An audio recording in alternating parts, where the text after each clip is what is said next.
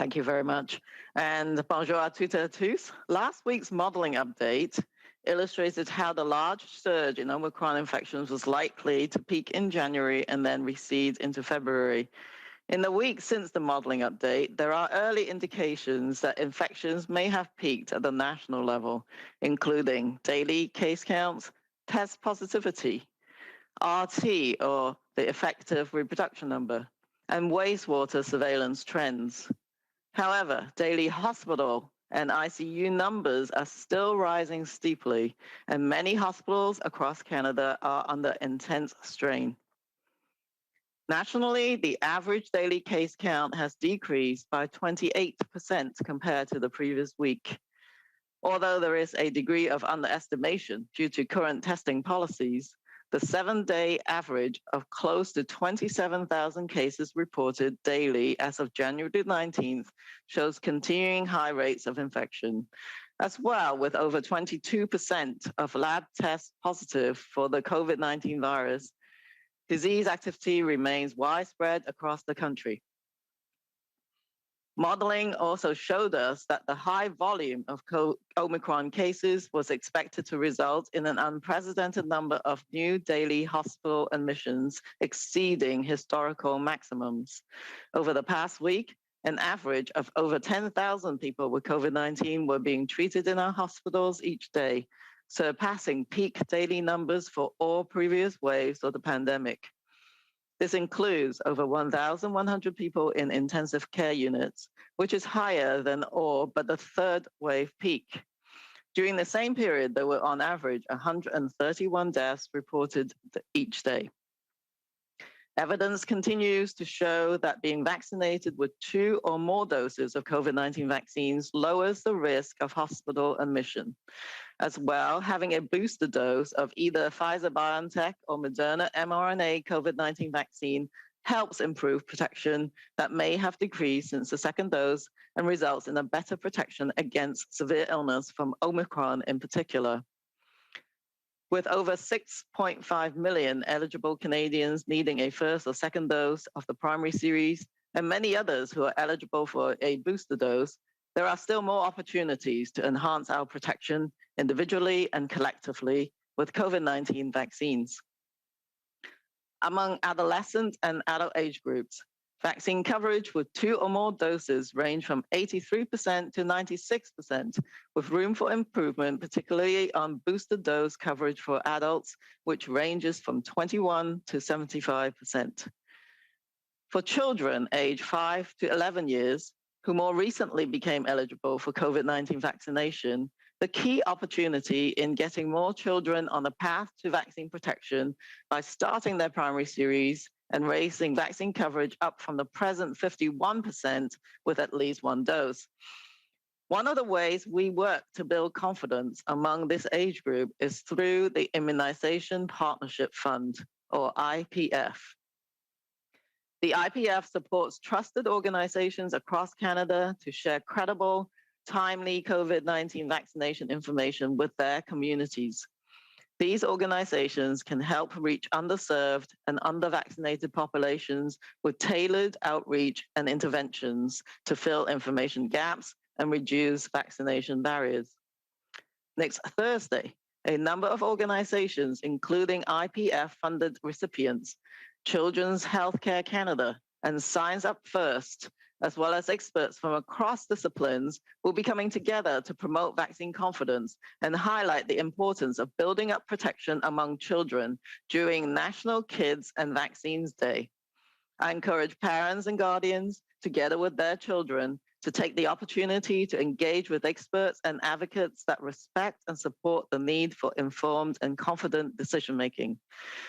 Though we still have some difficult weeks ahead and potential for more bumps along the way, our many months of efforts have given us better protection with vaccines and brought us several effective treatments that we remain hopeful will change the face of the pandemic to reduce severity going forward. We can all help to ease the path to better days ahead by getting our COVID-19 vaccines up to date and continuing to reduce infection rates by layering personal protections such as masking and limiting in-person contacts as much as possible. Thank you. Merci, Megwitch. Bonjour à toutes et à tous.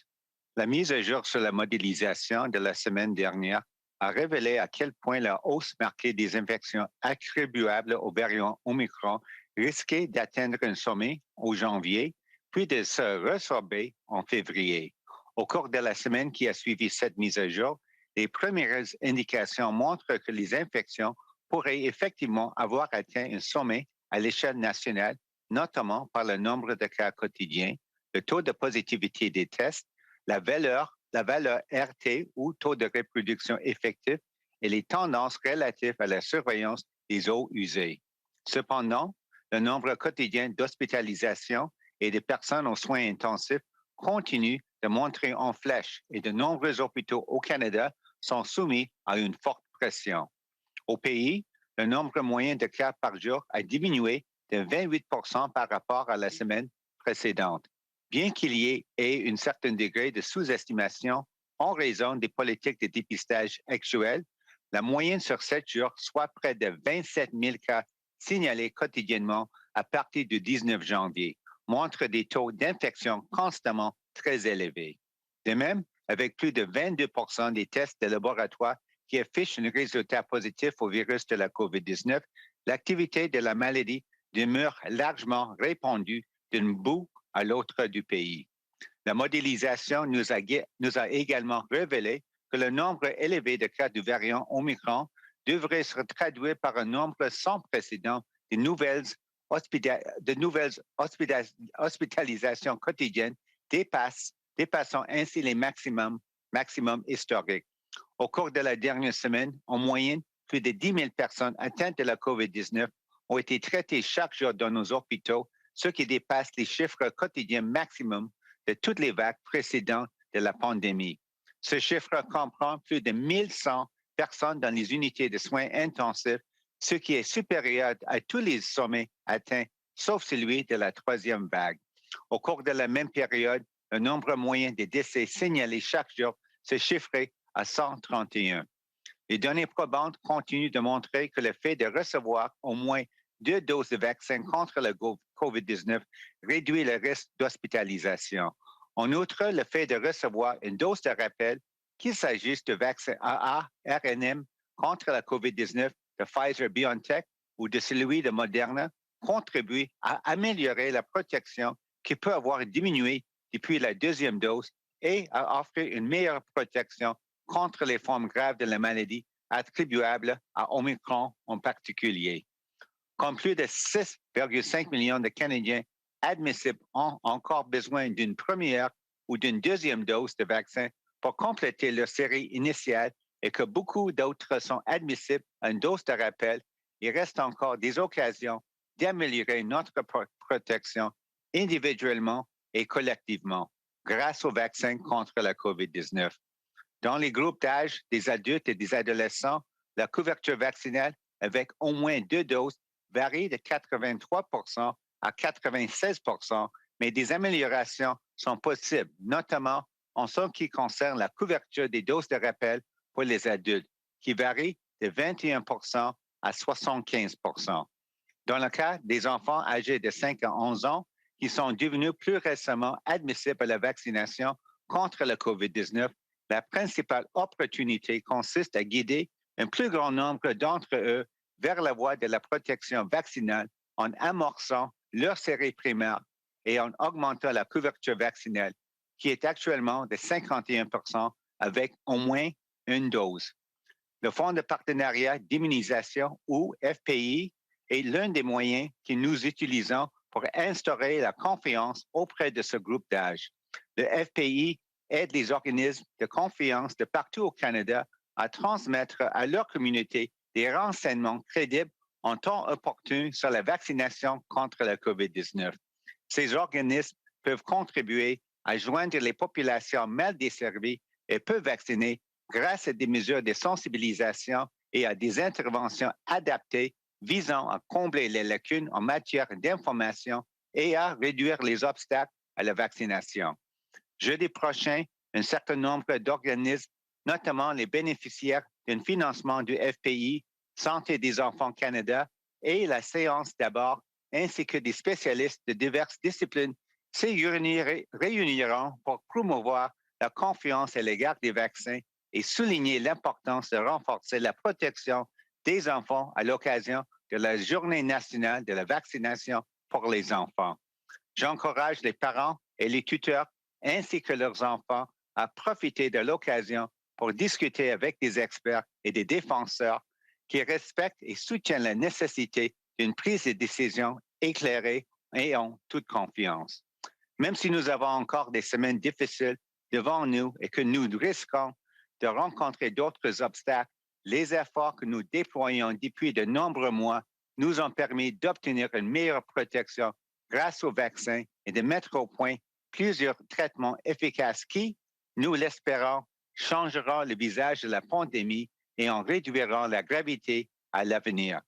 Nous pouvons tous contribuer à tracer la voie vers des jours meilleurs en nous assurant que nos vaccins contre le COVID-19 sont à jour et en continuant de réduire les taux d'infection en combinant les mesures de protection personnelle comme porter un masque et limiter les contacts en personne le plus possible. Merci. Thank you. Miigwech. Okay, thank you so much, doctors. We have quite a bit of time for questions today, but given that we had very few people able to get through on the phone lines on Monday, I'll ask for questions to be brief and answers as well to be brief if possible. We'll start in the room with Mackenzie Gray and then go to the phone lines. Hi, Dr. Tam. My first question is about a study that came out with the CDC today. There's some really strong numbers about boosters. 90% effective against hospitalizations, 82% effective against preventing people ending up in the hospital. And people with a booster are 66% less effective to end up getting an infection against Omicron versus people who only have 2 shots. The top CDC advisors already come out today after this and said, look, we need to change the definition of what it means to be fully vaccinated to be 3 shots. So now is it only a matter of time in Canada that 3 shots is going to be the standard for fully vaccinated versus 2 shots? And I think it's very important to get the booster. So that is the first message, as I've said in my opening remarks. So everyone should try and get the boosters as soon as they're eligible. And that's really important. I think it depends on the objective of what the definitions are used for. And a lot of it in the jurisdiction of the provinces and territories. But we will be discussing this going forwards, as I said, once there's been more people who are having had the opportunity to access the booster doses. On kids, you mentioned... Dr. Njoo, maybe I could just add to that.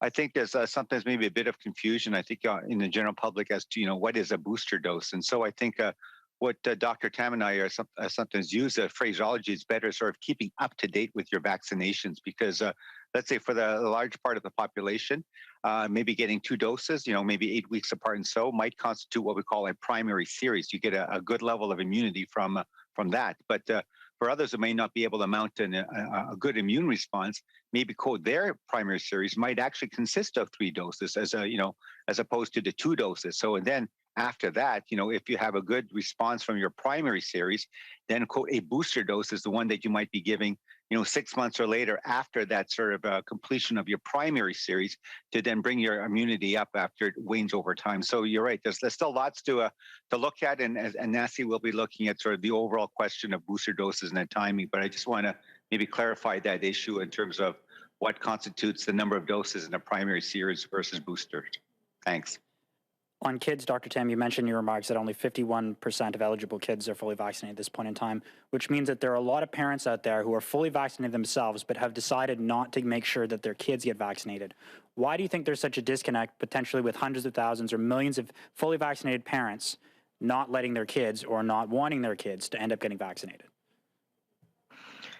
Because I think we need to look at the reasons behind this more closely. But what I do know is before the program started, that there was a very high proportion of early adopters, around 50%. So maybe that's what we're seeing. But there were quite a high proportion, 25 to 30%, I believe. I can't quite recall the exact public opinion research numbers, but around that sort of ballpark of parents who are just waiting and seeing because, of course, children are very important in their lives. And the primary piece of information they wanted to know is, are the vaccines safe? And so I think we can now safely say that millions of doses of the Pfizer lower dose vaccination for children have been deployed. There's no safety signals of concern. And so I think it's this group of parents that we're hoping to reach in so many different ways, as I've said, with the Immunization Partnership Fund, to make sure parents and kids get their questions answered. So I think this is the next phase to try and get that next group of kids vaccinated. And some of our experts will be providing their time next week to answer those questions. So both access to information and easy access to the vaccine, I think is very key for the next phase. Okay, Patrick, we'll go to you on the phone lines. Thank you, merci. You may press star 1 at this time if you have a question. Vous pouvez appuyer sur étoile 1 si vous avez une question. La première question de Boris Proulx, Le Devoir. La parole est à vous. Oui, bonjour. Ma question porte sur les tests à la frontière et aux aéroports. Êtes-vous préoccupé par le taux de positivité qu'on voit pour ces tests? Et est-ce que, selon vous, le Canada devrait continuer ou cesser de tester systématiquement les voyageurs d'autres pays que les États-Unis? Merci pour la question. C'est Dr. Njoo. Peut-être moi, je peux commencer. Oui, c'est toujours important à suivre étroitement c'est quoi les données on reçoit à nos frontières concernant les résultats de positivité parmi les voyageurs. Oui, on voit que les taux de positivité, ça a augmenté depuis plusieurs semaines. Donc, je pense que ça démontre l'importance des mesures qu'on a prises à nos frontières pour protéger la santé et sécurité des Canadiens.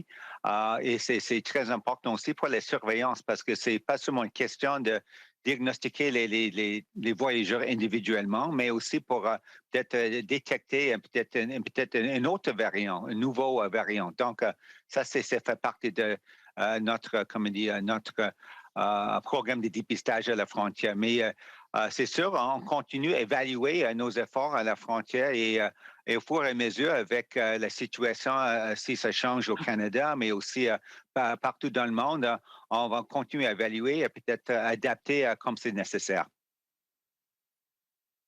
Merci. Et ensuite, il y a plusieurs juridictions provinciales qui commencent à annoncer des assouplissements pour le mois de février. J'aimerais savoir si, selon vous, c'est approprié et si on a assez de tests rapides pour cette prochaine étape. OK, c'est Dr. Njoo encore. Merci pour la question. Écoutez, le Canada est un grand pays et l'expérience, qu'est-ce qui se passe actuellement sur le terrain dans chaque province et territoire est aussi différent parmi toutes les provinces et territoires. On a vu même avec Omicron que les deux grandes provinces, Ontario et le Québec, peut-être ont commencé avec leur vague de Omicron un peu plus tôt comparé aux autres provinces. Donc, je pense que c'est plus pour les autorités dans les provinces et territoires à vraiment regarder étroitement qu'est-ce qui se passe avec l'épidémiologie, mais aussi avec leurs experts de modélisation, avec les données probantes qu'ils ont à leur disposition de leur propre juridiction pour prendre des décisions, pour peut-être assouplir les mesures de santé publique au fur et à mesure selon les données probantes. Et pour moi, c'est difficile pas prononcé pour chaque province et territoire, mais je suis sûr que nos homologues des provinces et territoires sont très attentifs aux situations et on continue à regarder les données probantes et donner leurs meilleures recommandations aux décideurs. Thank you, merci. The next question is from David Aiken from Global News. Please go ahead. Well, thank you very much, doctors. Appreciate your time. Maybe Dr. Tam, this is for you. It sort of goes to that fund announcement today about disinformation. We have some new polling that suggests Canadians do have some concerns about getting ever more COVID-19 shots, boosters. And I know, Dr. Njoo, you were saying, it's important to keep up to date on vaccines, but a lot of Canadians, when asked, would you get a fourth dose? They sort of roll their eyes and go, they seem to be resistant. So I'm wondering if you have some thoughts about how our vaccine strategy might change, the communications. Is it likely we'll need annual boosters, strain-specific vaccines for the most vulnerable only? I wonder if you could speak about the vaccine strategy in a climate where people are wondering, I got to get a fourth dose or more doses. Yes, I think we have to examine, of course, the data in numerous streams, including the level of protection, the vaccine effectiveness studies. I think we were very fortunate to get some very effective vaccines quite early on in the pandemic, and we are essentially learning about some of the spacing in the doses and the number of doses required. But at the same time as studying that, the virus itself is also undergoing evolution. So that's another stream of data that we need to watch out for. But what we will say is that I think the global opinion at this point is that the Omicron virus is going to be with us for some time. So we do need to take a longer term approach in thinking about our vaccine strategy. So I think that's the next step, and we need to do that with the National Advisory Committee on Immunization. Of course, they've been asked to examine the need, for example, of a fourth dose, but they are taking very thoughtful approaches to examine that question. But I think everybody would appreciate that for influenza, for example, that's now an annual vaccine. People have had that. I've had that for decades, every year. So it's not a question of whether many different doses in our lifetimes is a concern. I think we have very good examples of where vaccines can be given time and again over the course of our lives. But it is, I think, quite an important moment. And then the next year, leading up to the next respiratory virus season, to try and work this out as much as possible. So there are a number of unknowns, as you've pointed out, in terms of, what strain should we be using and who needs to get an additional dose. I do think that the primary objectives have to be clarified. And right now, I think the key is to prevent serious outcomes. And we need to look at that going forward as well. And just a data follow-up, really. This may be available at somebody's dashboard. I just haven't seen it. Dr. Tam, you talked about the number of people in hospitals, the number of people in ICUs. With COVID, do we have a rough idea of how many of those in hospitals or in ICUs are dealing with Omicron or Delta or even the Alpha variant? Do we know or have some data, some perspective on which particular variant is pushing up these hospital counts?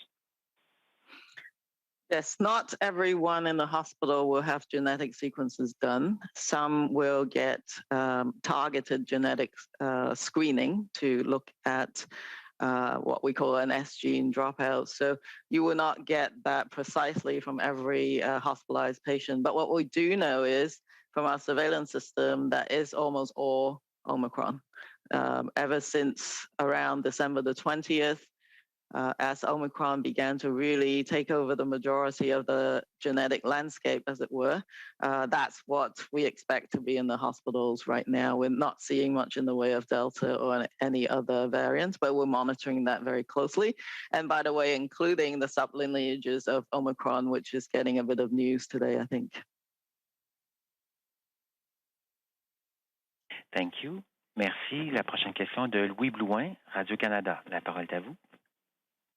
Bonjour à vous. J'aimerais vous parler du dépistage dans les aéroports. Le dépistage systématique se fait actuellement pour tous les passagers.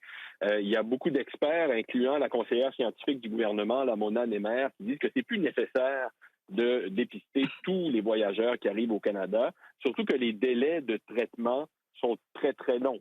Alors, est-ce que vous conseillez un retour aux tests aléatoires dans les aéroports?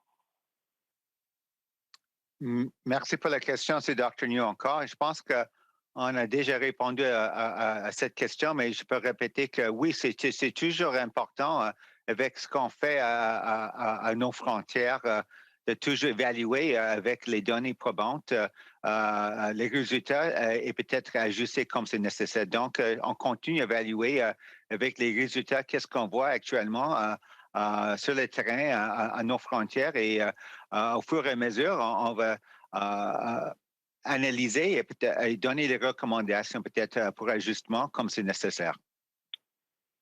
Donc, est-ce qu'il y a des ajustements qui pourraient s'en venir au cours peut-être des prochains jours? Et ma deuxième question, à l'heure actuelle, il y a une autre règle qui est en vigueur qui touche beaucoup de familles canadiennes, c'est que les plus jeunes enfants là, qui ne peuvent pas être vaccinés, qui reviennent au Canada, ne peuvent pas aller à la garderie pendant 14 jours après leur retour au Canada. Il y a des provinces qui ont revu les règles visant les jeunes enfants. Alors, le fédéral semble un peu être en contradiction avec ce qui se fait dans certaines provinces pour les jeunes enfants comme ça. Mme Nemer, entre autres, là, qui dit que maintenant, en 2022, cette restriction-là est un peu incohérente avec d'autres règles provinciales. Est-ce que vous allez lever cette restriction-là?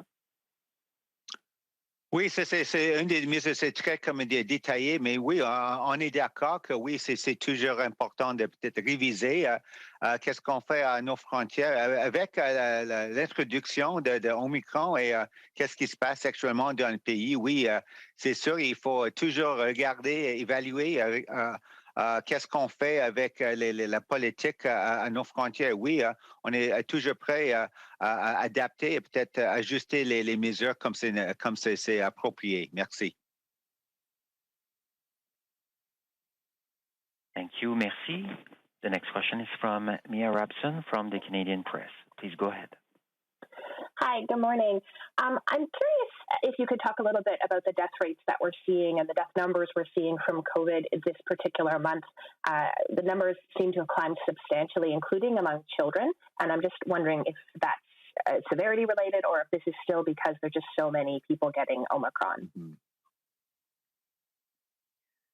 Yes, I think this is Theresa Tam. I'll answer your question first. I think it is the sheer volume of cases. And at the beginning of the Omicron wave, it was very much concentrated on younger adults. And then it began to spread into the other age groups, as one might expect. So I think the vast majority of the severe outcomes, though, are still in the elderly population, people who are over the age of 60, the key population groups ending up with the more severe outcomes in the hospitals. And the mortality is the highest in the very oldest age groups. So that is still the trend that we're seeing. There may be some reports of severe outcomes in children, but they're still very rare. In terms of rates, they're still very low. Thank you. And earlier this week, you were at the Health Committee and you were asked a few times about the quarantine period, the isolations that have been lowered in most provinces now. I'm wondering if you could say what advice the Public Health Agency is giving provinces about easing these isolation dates from 10 to 7 to 5 days, et cetera, and what role testing should play in the decision about whether or not someone should come out of isolation. Yes, at the Special Advisory Committee, we share information and the synthesis of the evidence that we have gathered on an ongoing basis with the provinces and territories. In terms of the isolation period, for example, there was very little information, as you can imagine, coming out at the beginning of the Omicron wave. And then there were a few studies that were being published which suggested that the period during which you can shed the virus and can potentially communicate is not that different from other variants. Having said that, there's a massive number of cases. And this has a great impact on our society, on our critical services, on the healthcare service itself. So provinces, recognizing the data that we have, made the decisions from a policy perspective and a business continuity perspective, for example, to adjust some of the policies. But all of them have said that regardless whether it's 5 days or 7 days, for the rest of that period, you have to wear a well-fitted, high-quality mask and take on those other layers of protection because there's always a possibility that transmission could occur. So those are ongoing discussions for sure. And the same with the quarantine period in terms of well, exactly what is the incubation period, what is the latent period. So we have those technical discussions, but in the end, provinces have the tough job of making it work on the ground. And I think that's the situation that we're in now. Thank you, merci. Discussion for sure. And the same with the quarantine period in terms of, well, exactly. I'm sorry, Madame Guillemette, votre ligne est ouverte. Ça va, on vous entend, donc on entend le webcast. Work on the ground, and baisser le volume. That we're in now. If whoever is playing audio of Dr. Tam on the line could stop. Discussion for sure. And the same with the quarantine period. Madame Guillemette. I'm sorry, Madame Guillemette, votre ligne est ouverte. Ça va, on vous entend, donc I'll have to go with the next question. The next question is from David Thurton from CBC News. Please go ahead. Hi, yes. This question is for Dr. Tam. Was she the same person? The Institute of Health Metrics and Evaluation out of the University of Washington has said today that the pandemic is winding down. The pandemic is winding down and will be over by April, with COVID essentially becoming a seasonal flu. So, Dr. Tam, your thoughts on this, please. I think that there are many experts in the world trying to work out this question, and I don't think the what you just said was, is necessarily the scenario, but it is a possible scenario. So I think we need to prepare for different potential futures.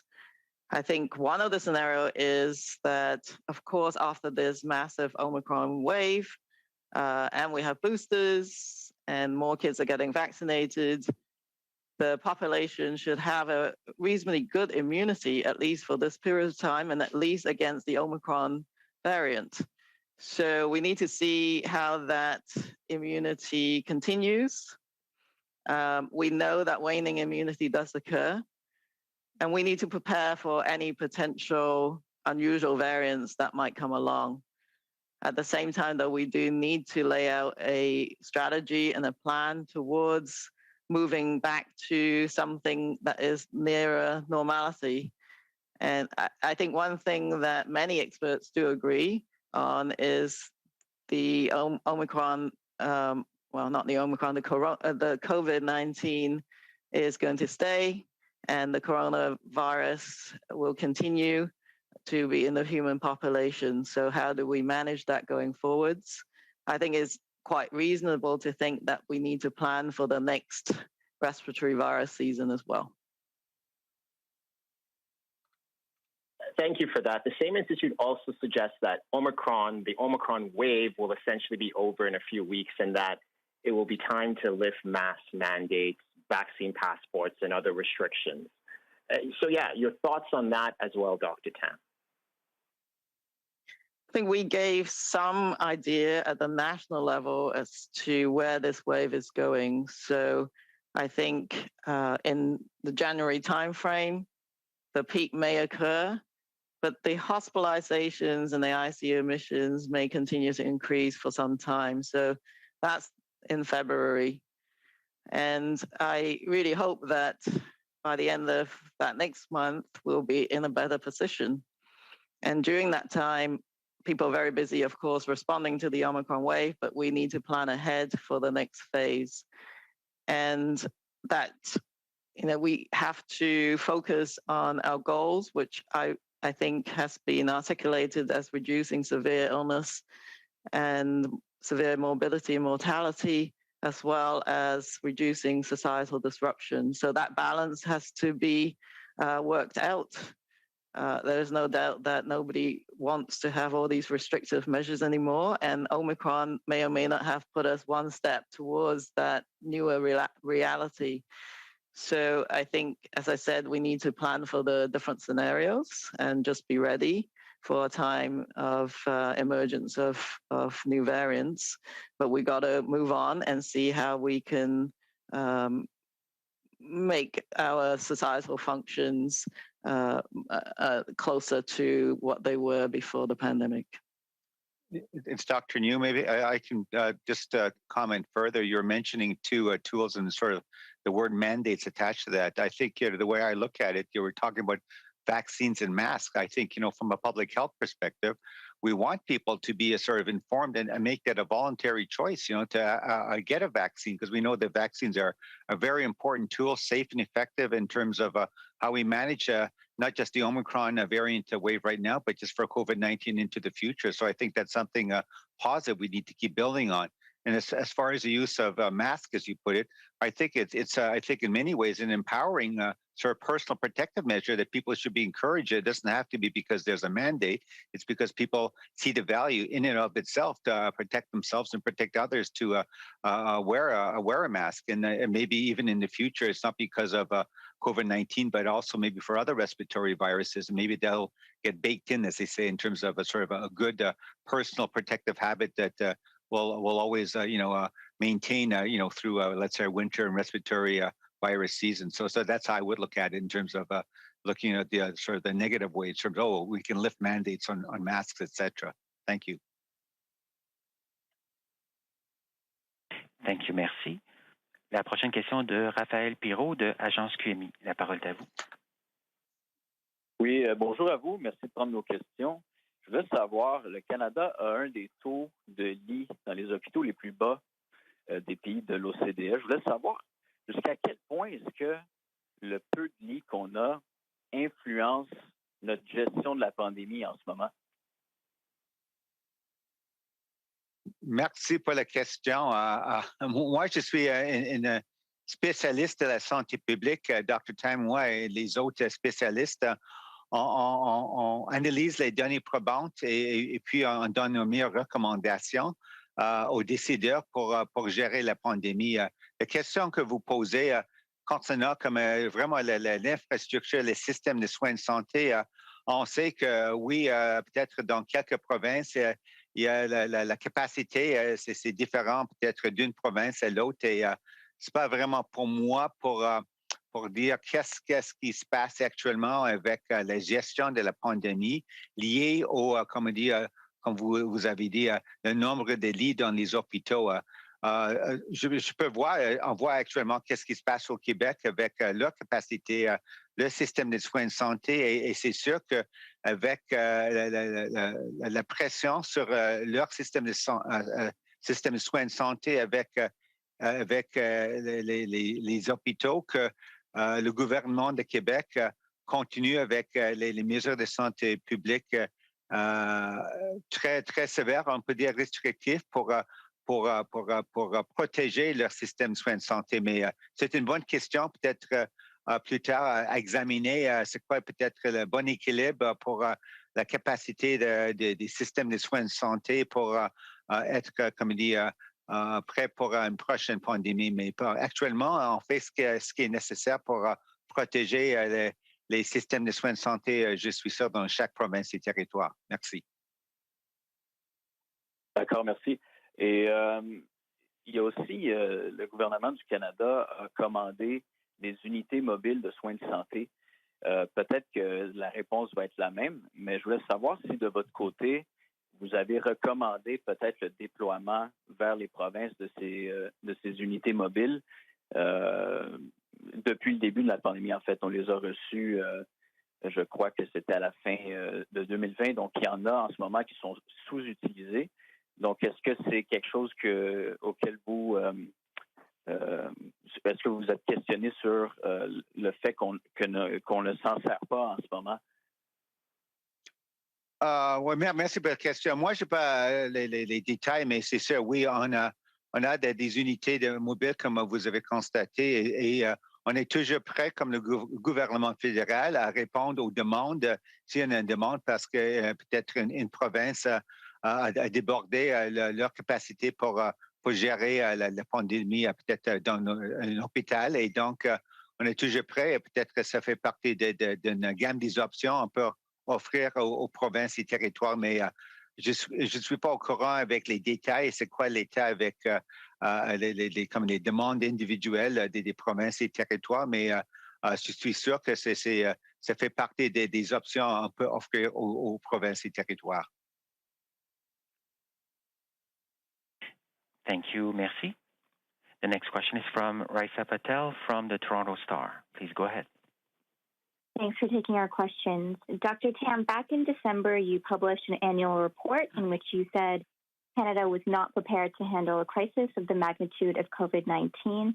At the time, you said it was too early to know how Omicron would impact our pandemic response. But now that we have a better understanding of Omicron, do you think this country was not prepared to handle that variant as well? I think this pandemic has affected every country in the world, and Canada is not any different. But to sustain this response for this long is also a massive challenge. And I think, based on the last set of questions as well, that it's really difficult to maintain the health system as a whole functioning for this long with this much pressure. So I think a lot of our pandemic response to the Omicron wave, or this current wave that we're in, much of it is to protect that health system, particularly the healthcare system, from being, really under pressure. So I think Canadians understand that that's partly why, on the ground, some of the measures had to be enacted, because you can't cope with this level of ICU admissions and hospitalizations without some major impacts. And what is different about this wave compared to others is the absenteeism, and because of the infection rates and the high transmissibility of the Omicron wave. So it is quite a challenging wave. Which is different from other waves is the continuity of the health human resource. And so I think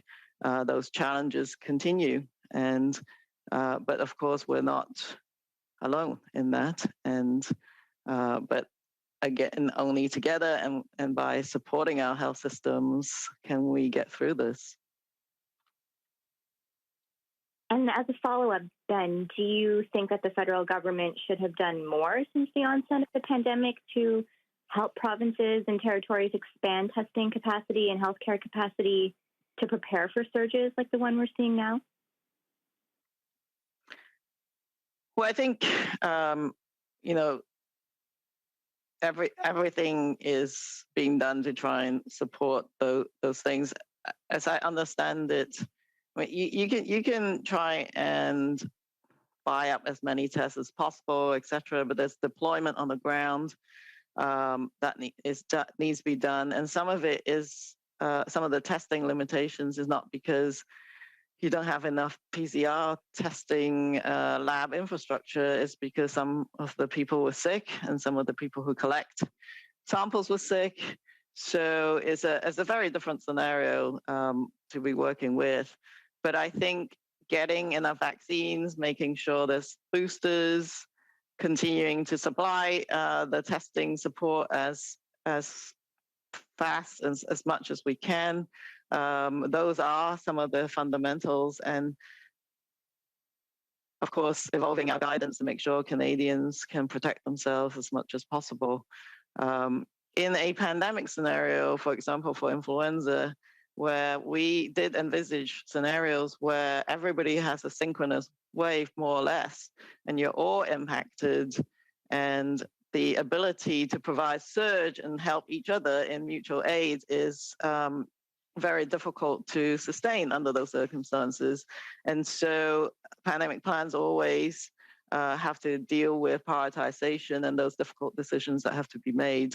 So I think, I believe everyone is doing the best that they can, but I think ahead of next winter, we need to plan ahead and see what we can do to make sure the systems are as sustainable as they can. But I think everybody that I've talked to have said is the exhaustion of the health human resource and the sickness.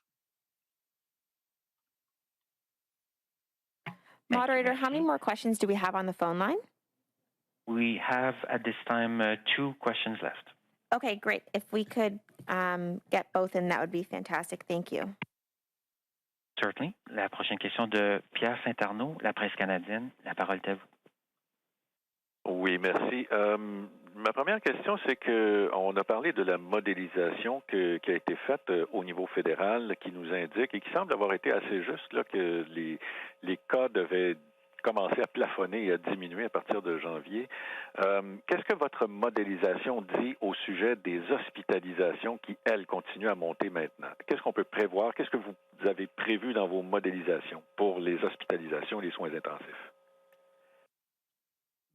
Merci pour la question, c'est Dr. Njoo. Oui, avec la modélisation, on sait toujours que les hospitalisations, c'est un indicateur tardif. Donc, c'est toujours quelques semaines après l'incidence des cas. Donc, si on a peut-être un plateau des cas, on a des indications, peut-être qu'on a presque au sommet ou peut-être au sommet, on ne sait pas. C'est toujours, on doit regarder dans les rétroviseurs pour être sûr qu'on a passé le pic déjà sur la pente descendante. Mais on peut voir que peut-être avec les hospitalisations, ça va continuer peut-être une autre quelques semaines après le sommet des cas. Donc, si on est vraiment au sommet ou presque, même après le sommet des cas, on peut attendre encore quelques semaines des taux élevés des hospitalisations avant peut-être une diminution. Ça c'est après les données probantes, on a jusqu'à date, mais ça peut changer toujours. C'est toujours une question de ramasser d'autres données probantes et continuer à travailler avec des experts dans le domaine. Merci. Ma deuxième question, c'est vous faites état là, de 6 millions de Canadiens qui ne sont pas vaccinés. Il y a une part importante de ces gens-là qui ne veulent pas être vaccinés, qui ne le seront pas. Est-ce qu'on est prêt à gérer la suite des événements avec une proportion aussi importante que ça de personnes qui ne sont pas vaccinées? Qu'est-ce que ça implique, au fond, pour la planification? C'est une bonne question, c'est Dr. Njoo. Moi, je pense que c'est toujours important parce que c'est sûr avec les personnes peut-être un peu non protégées, non vaccinées, c'est toujours une opportunité pour le virus de continuer à circuler. On va encore avoir la transmission peut-être importante dans quelques populations. Donc, je pense avec notre planification, on continue à encourager, comme dire, l'adhésion pour augmenter la couverture vaccinale. Et je pense que si on veut retourner, c'est d'après moi, à un fonctionnement de notre société, c'est aussi une question d'encourager la vaccination avec tous les moyens disponibles. Je pense qu'on a déjà atteint, avec la population qui est bien informée, qui apprécient la science, c'est eux qui ont déjà reçu leur vaccin. Je pense peut-être pour motiver les autres, c'est aussi peut-être il faut peut-être donner certains privilèges aux personnes vaccinées, peut-être pour rentrer dans les espaces publics, les restaurants, tout ça, c'est un autre moyen. Mais je suis sûr que c'est toujours important de continuer avec nos efforts. C'est jamais trop tard. On dit même aujourd'hui que, hey, si vous faites partie de la population de 6,5 millions de Canadiens, encore admissible, hey, on vous encourage. C'est jamais trop tard pour avoir la première dose ou deuxième dose pour compléter la série initiale. Et on va continuer dans ce voie-là. Mais à part de ça, c'est aussi une question de garder quoi d'autre on peut faire avec les autres mesures disponibles. Thank you, merci. You may still press star 1 if you have a question. Vous pouvez toujours appuyer sur étoile 1 si vous avez une question. The next question is from Christine Barak from CBC National News. Please go ahead. Thank you both for taking our questions. Mine is on the rapid test front. Based on a research project, Nova Scotia Health is now recommending people swab both their nose and throat to get more accurate rapid test results. Just wanted to get your sense of that approach and the latest data on this. People are, to some degree, relying on these tests. What should they be keeping in mind? Yes, thank you for the question. That's a great Canadian study. So we really welcome that. We actually had Dr. Hatchett present to the Chief Medical Officers very recently on his results. So we will be taking that into account. And I've asked our laboratory networks, our laboratory experts to take that into account and see whether we can provide some further guidance. But of course, I think we have been discovering that the Omicron virus may be behaving a bit differently to the previous variants. And so this approach to swabbing might be useful, but different kits have different swabs, and I learned a lot about that sort of recently. Some of them are more flexible, some of them are designed a bit differently. So I think the different kits need to be examined, but I think his study will go, is very welcomed and will go a long way in terms of helping us with our next set of recommendations. That's not to say that, well, what about the next variant? So I think it's really great that these studies are being done, and I look forward to our lab network maybe providing the next set of guidance that Canadians need. What would be your, that's great, I'm glad that you're briefed on the research project, but what would be, based on what you've seen and I guess the amount of research you have done on your own recently, what's your best advice at this point for using rapid tests? I think Dr. Hatchett's and his team's results is looking at how you swab, and in this current context, using the kits that he's examined, swabbing the back of your throat and then the nose area is potentially provides you with the highest yield. But if you can only do one site, go along with the manufacturer's instructions and do the nasal swab. So I think that's looks like some very sensible advice, because rapid tests, we got to make the best use of them. So if by some adjustments to the swabbing technique, we can get a high yield, that's always a great thing to do. Operator, are there any other questions on the phone line? If not, we have one more in the room.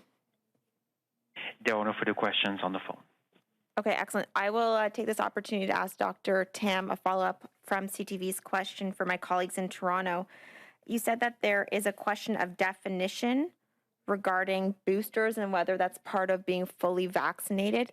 Can you please explain what that question is? Are you questioning whether we need booster as part of the definition for fully vaccinated?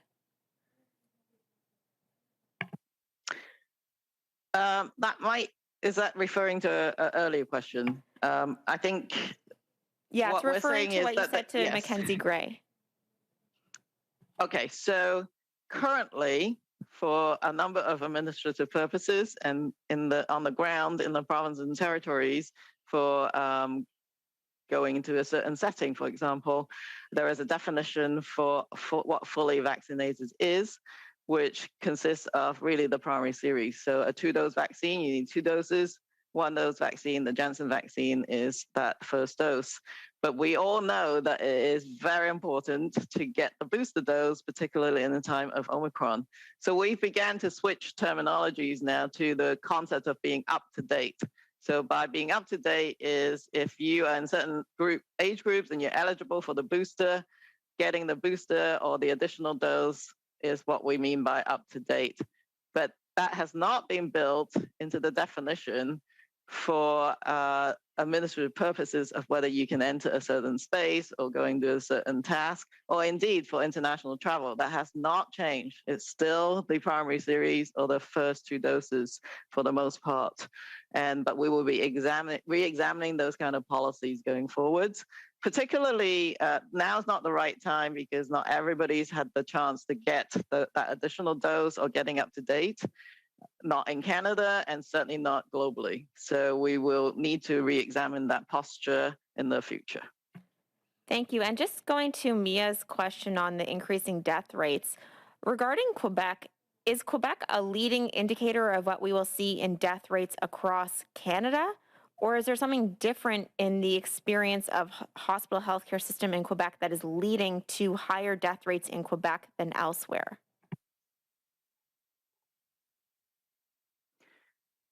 I think Quebec is certainly one of the provinces that experienced the Omicron surge the earliest, so that could play into it. But there may be other factors as well, whether it's related to the actual impact of the Omicron wave in the Quebec population. But I think there were some questions about differences in methodology and reporting of the deaths. So maybe a number of these factors are playing into the different numbers. But all to say, though, is Omicron can cause serious outcomes. We cannot trivialize this virus. Many people who are, particularly those at high risk, can get very severely sick, and indeed many have died, and we need to do what we can to prevent those. Okay, that wraps up all our questions for today. Thank you both to Dr. Tam and Dr. Njoo for being so generous with your time. Have a good rest of the day and happy weekend. You too. Thank you. Thank you. Bye-bye.